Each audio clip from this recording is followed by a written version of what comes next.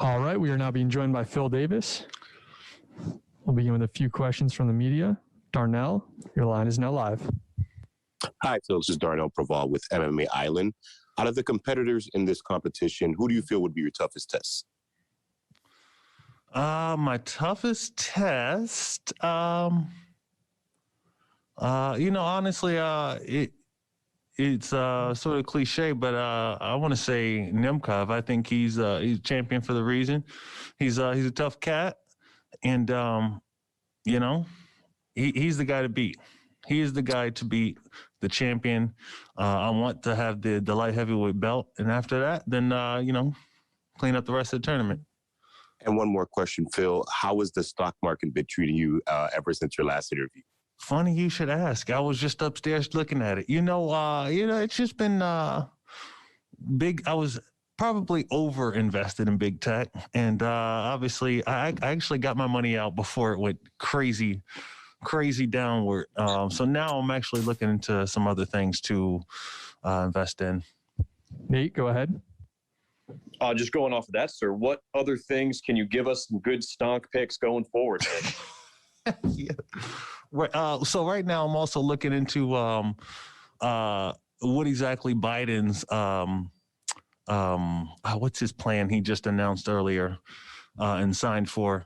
It's a $1.9 trillion infrastructure bill. So I'm looking into raw materials and what exactly is going to get done first and soonest, and kind of some small stuff, construction stuff that I might invest in. Construction, okay, interesting. But back to the fight. On Instagram, you said, I hope you guys are ready. What should the viewers be ready to see on Friday night? That's the thing. I don't know. It's going to be crazy, though. It's going to be crazy. I can promise you that. Right now, I know Nemkov. You know when you get you skate by with a win, and this time he's coming to make a statement that he is the rightful champion, and I am coming to say no, you're not. And so, it's definitely going to be a very aggressive and exciting fight. Mike? Hey, Phil. So is this the perfect time for you guys to fight? You have the second longest active streak, obviously split decision.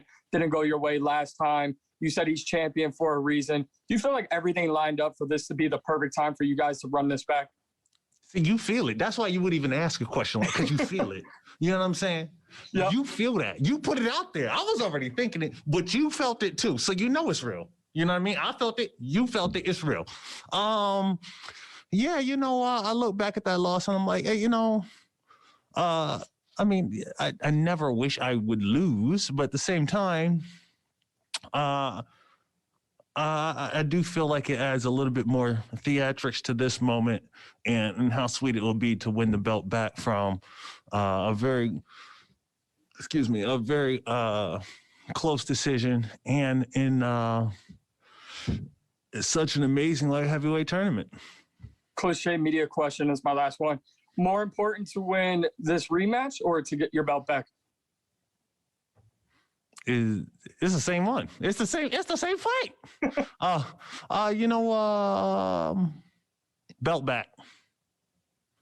And then you can work belt towards back. That's a very emotional, to me, that's an emotional question. And I'm very not emotional about fighting at all. It's a job and I do it because it's fun. And I'm about being the champion.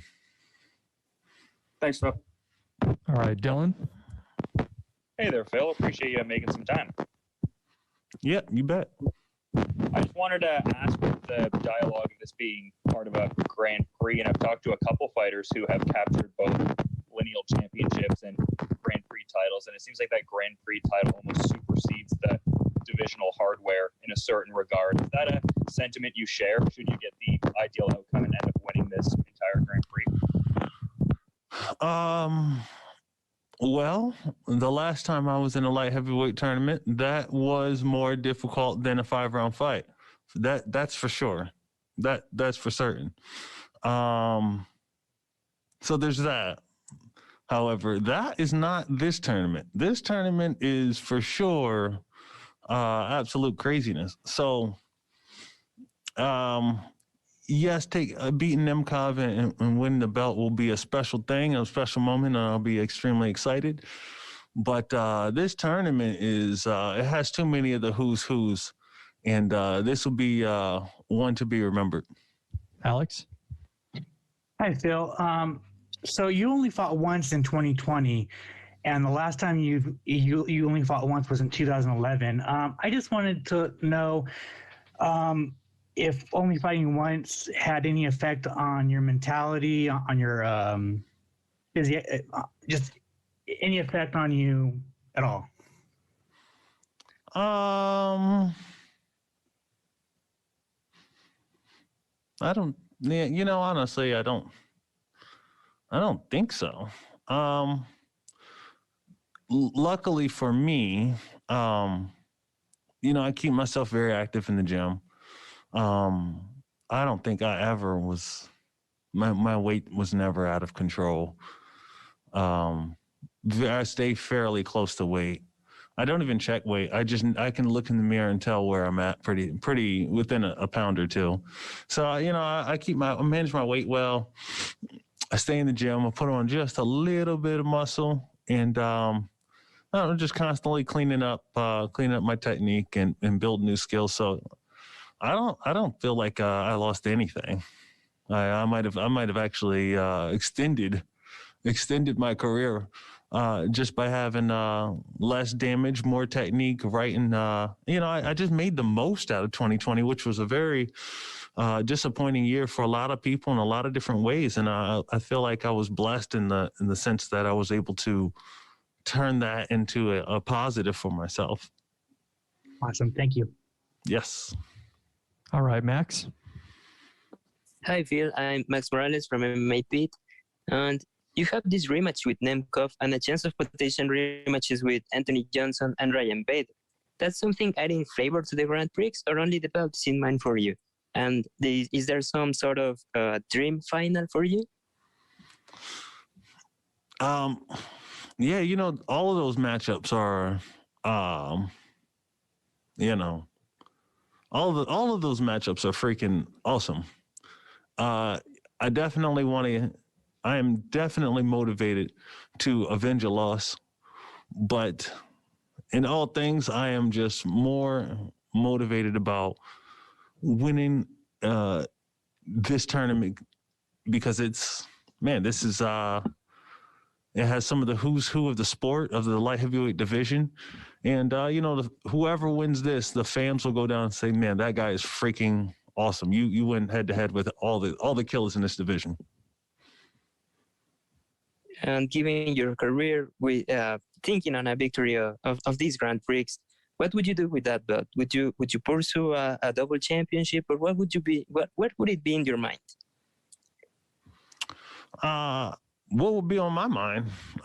Probably a nice little family vacation, trip to Legoland when it reopens. You know, just simple things. I'm a simple man. As far as fighting goes, I've always been open to anything. Ronald? This is Ronald E. Smith from Getting Real. Phil, how you doing, man? Ready to get real. That's what I'm talking about, man. There I go. And as for yourself, 5 days ago, you posted on your Instagram, you said, don't sleep on me. And I feel that a lot of, in your career, people have slept on your name. So in this tournament, what would it mean for you in this tournament to finally let people know who the real Phil Davis is? Man, you know, it's a fun thing just to be able to come in with a little bit of shot value. Once upon a time, I didn't have as many skills in terms of striking, and slowly over the years, I've been adding it into my arsenal. And you know, I don't know that my wrestling and grappling has always been one of those things, like, people know, like, do not let this fool take you down. Don't do it. And so I've been able to use that as leverage to threaten that, and then you know, extend my striking. And now I'm at a place where I can use my striking to set up my takedowns, my grappling, and truthfully use all of it to find the place where my opponents are weakest. And I'm a much more well-rounded fighter than probably most people know. But truthfully, I would much rather have my performance show that than explain it to you. I'd rather just, show you. And when it was all said and done, what would it mean for you personally to win the title? To win the title, man, that's what you get in this game to do. That's what it's all about. That's the reason why. That's the why. Sam Oakley. Hi, Phil. Sam Oakley from MMA UK here. So you've mentioned in previous questions wanting to get that win back over Vadim Nemkov. I was wondering, that first fight factor into your mindset going into this weekend? Does it fuel your motivation that bit more to try and get this one back? Do you feel like you know him better and you have a better handle on him than you did when you went into the first fight? Or does that not really affect your mindset too much? I think it's a mistake to think that you know a guy or think you know what he's going to do or think you know how he's thinking. I approach it almost as a brand new fighter, brand new fight. Because it keeps me from falling into the trap of underestimating him or thinking maybe he didn't improve here or he didn't improve there. No, I have a limited knowledge of what you like to do and what I think your plan of attack will be, and my job is just to come at you with a blank slate and take in, because especially with rematches, they tend to be completely different from the first ones a lot of times, just because guys are kind of doing round 6, so or round 4 of the first fight. And so I want to come in with a complete blank slate. I kind of have an idea what you do, but I'm approaching it brand new. That just allows me to see what's coming at me and make adjustments based on what he's doing and not what I think he's going to do. So I feel like Bellator recently, as well as other promotions, but it's been showcasing that there's great MMA. It's not just in the UFC. You can find it all over the world, all different promotions. And this tournament with all of the legends, the former champions, the big names, and the newcomers, it's got a lot of eyes on the Bellator. Might not be that otherwise. So I just wanted to give your thoughts on that. Like, do you feel some sort of obligation to showcase the Bellator brand and show people who may normally only watch the UFC that, hey, elite world-class MMA can be found in promotions all over the world? Oh, absolutely. I'm always down to rep my team.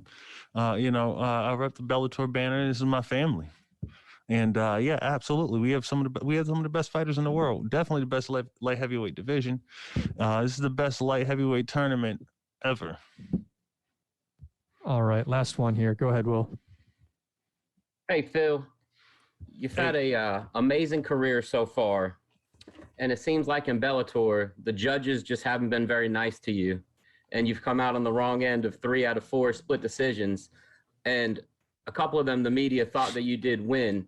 What can we expect to see out of you in the tournament to keep these judges from screwing you over again? Yeah, no, I don't really blame the judges. I never do. Judges got a tough job, man. They take a lot of punches and they can't throw any.